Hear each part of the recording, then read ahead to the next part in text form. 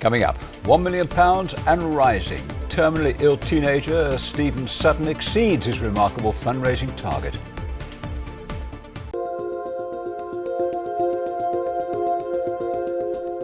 Now on ITV, the news from your area.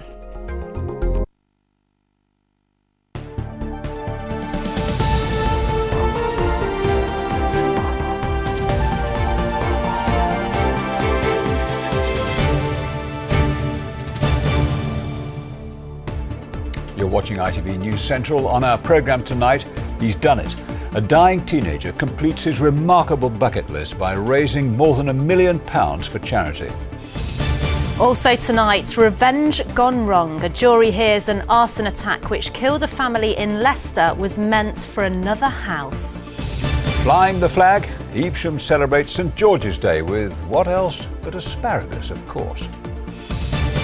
And join the celebrations for Shakespeare's 450th birthday from the place where it all began.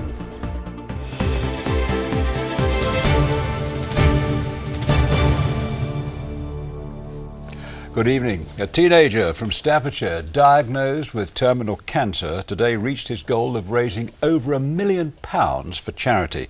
Stephen Sutton has spent the last few years completing his bucket list and working to improve the lives of others.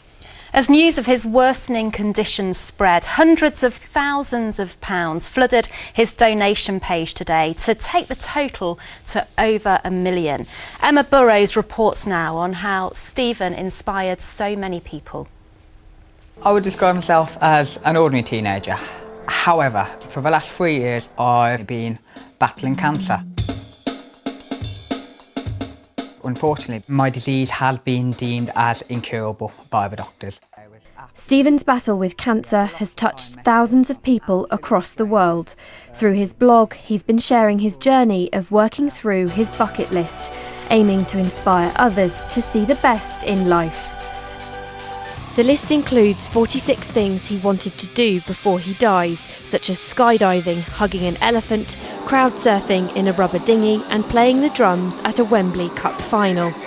Today he crossed another goal off his list, raising more than £1 million for the Teenage Cancer Trust, well above his original target of £10,000. Stephen as a young man is an extraordinary person. Stephen wanted to be a doctor and unfortunately he's not been able to realise that dream. However, what he has done is focused the time he has here on helping other young people.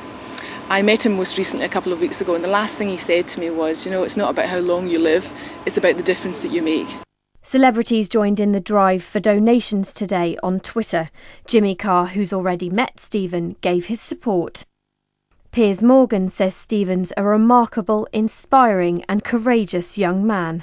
Didn't think it would go so quickly to £1 million. I mean, I really thought we were going to have to go for it for the next few weeks, you know, and try and get it up there. But we've done it, and I texted his dad earlier today just to say, you know, has he seen it? Because that was the big thing. I think people really wanted him to fulfil that, you know, ambition before, you know, he passed away. And his dad just texted back saying he's seen it, and he said, cool. Yesterday, Stephen gave his final thumbs up on his Facebook page, saying, I've done well to blag things as well as I have up till now, but unfortunately, I think this is just one hurdle too far. That's it from me, but life has been good, very good. I don't want to remember it as the unfortunate case of a teenager who didn't get to fulfil everything he could. So part of doing everything I'm doing is fulfilling this. So when my friends and family look back, they can be proud of me. The courageous and inspirational Stephen Sutton. Now, detectives investigating the disappearance of Leicestershire girl Madeleine McCann say they're looking at 5 more cases where young British girls were sexually assaulted in Portugal. Investigators from Scotland Yard say in each case the girls were attacked during a holiday home break-in by a lone intruder. One of the assaults happened in Praia de Luz in 2005. Madeleine from Rothley was 3 years old when she went missing from the same village in 2007. There are calls for a young offenders institution near Wolverhampton to be closed after inspectors found some inmates were living in squalid conditions described as some of the worst ever seen. Following an unannounced inspection, inmates at the site in Brinsford were found to be living in dirty, poorly furnished cells. Since the inspection, a new governor has been appointed. There have been renewed calls for a more coordinated investigation into the so-called Trojan horse allegations over Birmingham schools. Leaders of the City Council say they want a more joined-up approach and a single report instead of 3 investigations by themselves. The Department for Education, Ofsted, into claims that hardline Muslims have tried to infiltrate some schools in Birmingham. Keith Wilkinson can tell us more. A whole series of allegations are now being made of takeover plots involving Islamist extremists at Birmingham schools. Terrorism expert Peter Clark has been brought in by the Department for Education. Sir Michael Wilshaw is overseeing things for Ofsted. Former head teacher Ian Kershaw is heading things for Birmingham City Council. Council leaders today announced their own review board and said they were pressing for a single coordinated approach. But I put it to them that perhaps there was a need for greater impartiality. If dodgy things have been going on, the council have missed all this. It surely makes you look like a bunch of buffoons, and you should be investigated externally. You shouldn't be wanting a coordinated approach. Somebody from outside should look at you. Well, the schools concerned are a mixture. Some of them are local authority schools, some of them are academies, and the allegations cover a range of different time periods. Some of the allegations are about things that are happening right now, others are about things that happened 20 years ago. Shouldn't the council have known about what was going on in the city around it? Well, one of the school children? One of the questions we need to ask ourselves is, should we have done more, and are there things that we missed? Equally, a lot of those schools are academies, and we need to ask the conversation. We need to ask the DFE if they have played their part as well. But, OK, well, so surely then there should be an independent inquiry into this and not you kind of trying to join everybody up and come to the same conclusion. Well, the local authority holds the ring for all those communities. The most important thing to us at the moment is the young people and the communities that they're serving, and whether or not they've been served and getting a fantastic education. We should have a degree of coordination here. It's sensible for us to do that. That's what we wanted from the very beginning. The Secretary of State for Education chose to appoint his own Education Commissioner. We'll now work with Peter Clark, as we are working with Michael Wilshaw, who's acting on behalf of Ofsted. And so those separate investigations will no doubt continue, but we have to try and bring them together as much as we possibly can. Couldn't there be a point, really, that there should really be an independent inquiry, maybe independent of government and yourselves, somebody who's totally impartial? Because you could hardly describe Birmingham City Council in this as an impartial observer, can you? Well, I think Birmingham City Council are elected to look after the interests of the community of Birmingham. That's what we're doing here. This is not just a matter... Perhaps you haven't been looking at the interests if such a mess has actually been going on. Well, let's be clear that most of these schools are academy schools. Therefore, the governance issues relate to the Secretary of State for Education and not to Birmingham City Council. That's one of our concerns, that in fact once a school becomes an academy, it loses contact with the City Council, and this has proven to be the case. So the appointment of governors, for example, is not the responsibility of Birmingham City Council. The appointment of teachers is not the responsibility of Birmingham City Council. It's the responsibility of the Secretary of State for Education. A court has heard how an innocent family died in an arson attack when their home was mistakenly targeted in a revenge attack. It followed the fatal stabbing of a fitness coach just hours earlier in the city. The jury was told those who carried out the attack simply got the wrong house. Rajiv Popat reports. Dr. Mohammed Tawfiq Sattar has been at Nottingham Crown Court listening to how his wife and 3 teenage children died in a fire at their home last year. The prosecution claims Shanila Tawfiq Sattar, their daughter Zainab and sons Bilal and Jamal were the innocent victims of a revenge attack on the wrong house at Woodhill in Leicester. Richard Latham QC said petrol was poured through the letterbox and ignited, and the family were trapped because the blaze was at the bottom of the stairs and there was no means of escaping. The court was told the background to this was an incident which took place just hours before the fire. 20-year-old football coach Antoine Akpom was stabbed to death after a confrontation with 2 men. Hussein Hussein and Abdul Hakim at Kent Street, less than a mile away. Mr Latham told the jury that Abdul Hakim's mother lived 2 doors away from the Tawfiq Sattar family home. He said the fire was part of a retribution process and that all of the 8 defendants accused of murder knew Antoine Akpom. He added they simply got the wrong house, a tragedy. 7 men and a 17-year-old who can't be named for legal reasons deny murder. The trial is expected to last 8 weeks. Rajiv Poppet, ITV News, Nottingham. The life-changing process involved in adopting a child is revealed in a new programme. The 4-part series is presented by Nicky Campbell, who was adopted himself as a baby. The series goes behind the scenes with local authorities around the country, including Stoke-on-Trent. It hopes to provide an insight into the adoption process. We're hoping as a team that when people see this programme, they'll see that magical alchemy of love. And we are a species that likes to cherish and likes to nurture and is programmed to love, and that's what adoption is all about. Giving children what they call forever families, secure homes, loving homes, and making a real difference. And you can see the first of that series tomorrow night on ITV at 9 o'clock. Now, on St George's Day, the West Midlands has been named the most patriotic region in England, according to a survey by English Heritage. The organisation says that 1/4 of English adults will celebrate St George's Day in the region. Over the weekend, 15,000 people took part in the country's biggest St George's Day parade in West Bromwich. And there's more of your St George's Day pictures on our website. And there were more St George's Day celebrations today to mark the start of the season for a particularly important crop, asparagus. This year the crop's a bit earlier because of the dry spring after the wet winter. And as our business correspondent Mark Goff reports, it's a crop worth millions to the local economy.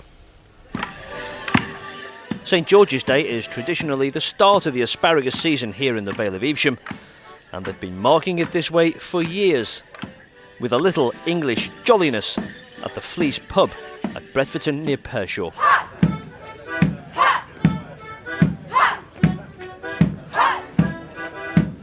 Fun aside, asparagus is an important crop for the growers, the pickers and for the tourist trade. Last year, for example, it brought in £1.6 million worth to the local economy. The food industry is huge here, from the major suppliers of market gardening produce, and we have a great history of market gardening in the Vale of Evesham, down to the smaller specialist food suppliers here. So, if asparagus brought in 1.6 million, you can probably up around 2 million when you bring the rest of that market gardening produce in. Directly probably supports 400 to 500 jobs locally, but again, with the supply chain, with the restaurants, with the tourism, you're probably talking in the thousands, up around 6, 7, 8,000 jobs flow from that particular industry. They've already started picking at Revels Farm. The crop creates jobs, along with the rest of the produce grown throughout the year in the Vale. We grow 100 acres of asparagus, starts at this time of the year, middle of April, and goes to the end of June.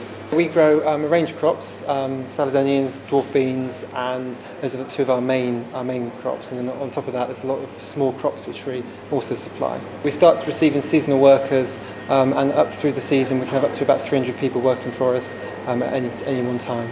The asparagus left the Fleece in a vintage car cavalcade through the fertile lands of Worcestershire.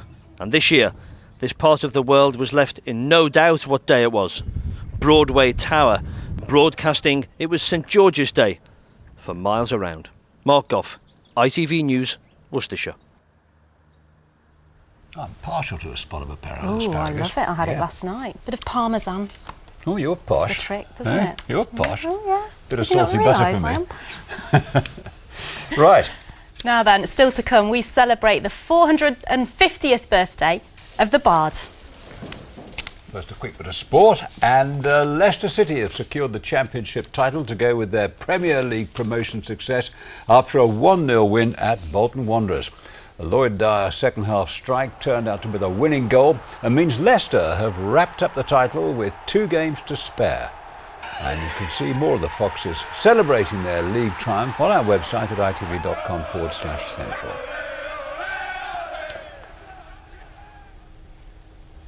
And it's been confirmed an open-top bus celebration will take place in Leicester on May the 5th. That's a bank holiday. Sounds good. Right, well, the national and international news is just a few moments away, and Alistair Stewart has the headlines tonight.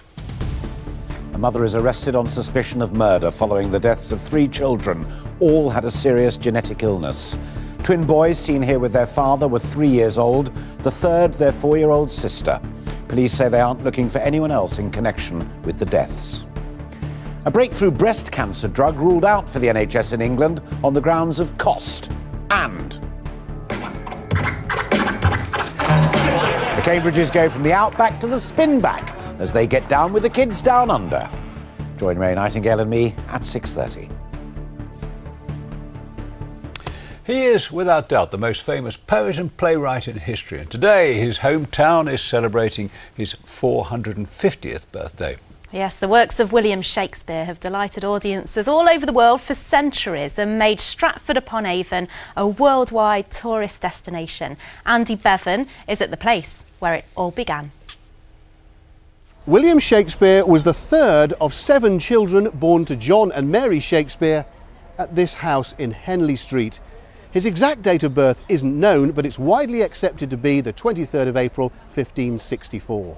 He's known as the Bard because bard was the term for a travelling poet. Shakespeare started writing around the age of 25, and his main works comprise 38 plays and 154 14-line poems or sonnets. They're still performed all over the world, even 450 years after his birth. And today is no exception. This morning at Stratford's Holy Trinity Church, in-house drama group the Trinity Players kicked off the celebrations with a rendition of some of Shakespeare's most popular sonnets. And, along with the obligatory cake, they took the opportunity to sing Happy Birthday to the Bard. From his bedroom window, the young Shakespeare would have been able to hear the bells of Holy Trinity ringing out. It's called Shakespeare's Church, and with good reason. This is the church where William Shakespeare was baptised and is buried within the chancel. 2 to 3, 3 lead.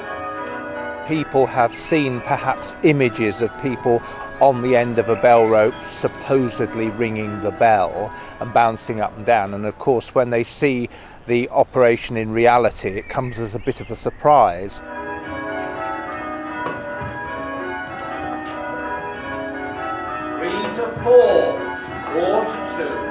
In 1897, for Queen Victoria's Diamond Jubilee, they decided to remake a set of bells. So there'd been a set of 8. They then made a completely new set of bells in 1948. The birthday itself, it's a great privilege for us to take part. William Shakespeare is someone that Stratford is very proud of. We've come inside the Birthplace Visitor Centre now to show you a little bit of Shakespeare memorabilia, his baptism record. This is the actual parish register from 1564, and for April 26th, in Latin it reads Guillemmus Filius Johannes Shakespeare, William, son of John Shakespeare. The Birthplace Trust is brimming with exhibits and treasures, all relating to the boy from Stratford-upon-Avon who rose to global fame. This year there's the famous Beyond Words exhibition telling that amazing story, and a special collection to celebrate the Visitor Centre's own 50th anniversary. There's so much to see here, so much history, and coming from the United States where I'm from, there's no history before 1889, so it's phenomenal, and my wife and I are really enjoying it. The Trust recently opened its doors especially for children as part of Shakespeare Week. Year 6 pupils from Wilmcote School in Stratford found clues hidden in the house and used them to create a lost play, which they performed for Queen Elizabeth I. Shakespeare told fantastic stories, and people often worry about the language, but of course to a young child, the language isn't a barrier. If they don't understand a word, they'll either ask or they just won't worry about it. What they'll pick up is the emotions and the storyline, and that's what fascinates them. Today is Shakespeare's actual birthday, but the main celebrations are taking place this weekend. 20,000 people or more are expected at places like the Birthplace Trust and to join in the street procession, theatrical workshops, music and dancing. Just as well then that the town hosts have taken on some extra help. If we have a look at the map here, the strategic locations for the Playmaker volunteers. My name's Emma Beasley, I'm 16 years old and I study acting at Stratford-upon-Avon College. I'm a big fan of Shakespeare and his work is so out of his time and unique. I wanted to be a plate maker because it's kind of an opportunity to get involved in a different way with his celebrations. The Playmakers are derived from the concept of the games makers during the Olympics. They are going to be welcoming visitors at key strategic points, especially the gateways into the town. OK, Emma, we're standing here at one of the strategic gateway points. Having these fantastic volunteer playmakers will help to boost the first impressions to the town that the visitors will receive. It means a lot to be taking part in the special birthday celebrations because Shakespeare's been such an inspiration in my life. It should be a full-on weekend full of people. It'd be really exciting.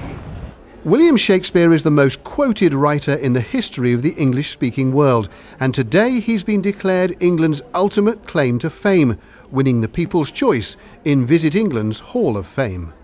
To reflect his worldwide popularity, members of the Natural Theatre Company were at Birmingham Airport this morning to greet passengers arriving from Europe. They spread the word about the Bard's birthday and about the 8-day Stratford Literary Festival, which begins this Saturday. We studied some plays by him when I was at school. I heard that people used to call him Sonboy because he came up with so many sonnets. I read it in the newspaper in the morning. In Germany in the newspaper. This is the kitchen in Shakespeare's house where his family would have prepared meats, vegetables and of course bread. When it comes to cake though, and specifically birthday cake, well, they've been around since the 15th century, so Shakespeare might have had one or two in his time. But if not, the community in Stratford is making sure this year he certainly gets one. It's been done with lots of community groups, made out of MDF. We've printed fabrics. I think it's turned out brilliantly and it's going to look really fantastic at the front of the procession on Saturday. That music, incidentally, is from a CD of the 2014 RSC production of Henry IV, performed at the Royal Shakespeare Theatre, where there is a big fireworks display tonight to mark this special day. But if you can't get down to that, get along to Stratford this weekend and help to wish William Shakespeare a happy 450th birthday. So much to do and see, including this fireworks display tonight. Yeah, sounds good. Big birthday cake there. Yeah. I wonder what sort of weather is going to be down there Well, shall we find out? Yeah. Lucy Verisami has the forecast.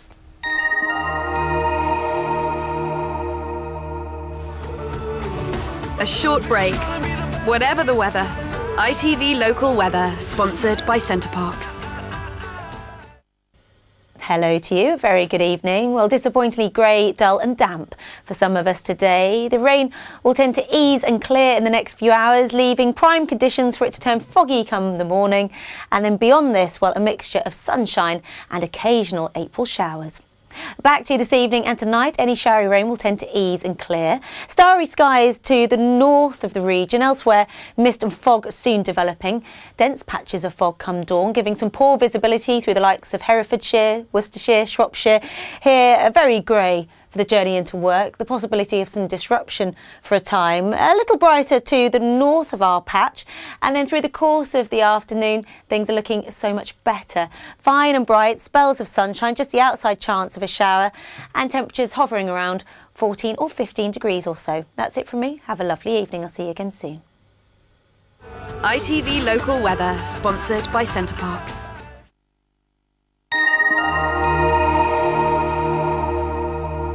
And this is the news that's been making our headlines in ITV Central and the West Midlands. A teenager from Staffordshire who's been diagnosed with terminal cancer has raised more than £1 million for charity. Hundreds of thousands of pounds have been donated in the last 24 hours after Stephen Sutton posted a final thumbs up on the internet. Millions of pounds are expected to be generated for the economy of Worcestershire with the start of the asparagus season. Officials say the crop is important for growers pickers and the tourist trade too. And as you may have just seen, today is the 450th anniversary of the birth of William Shakespeare. People in his hometown of Stratford have been holding a day of celebrations. And if you think you know a thing or two about Shakespeare's famous quotes, we have a quiz on our website. That's itv.com/central. It's a little bit of fun, nothing too testing or serious, hopefully. We'll be back tomorrow at 6. Join us then. Bye-bye. Bye-bye.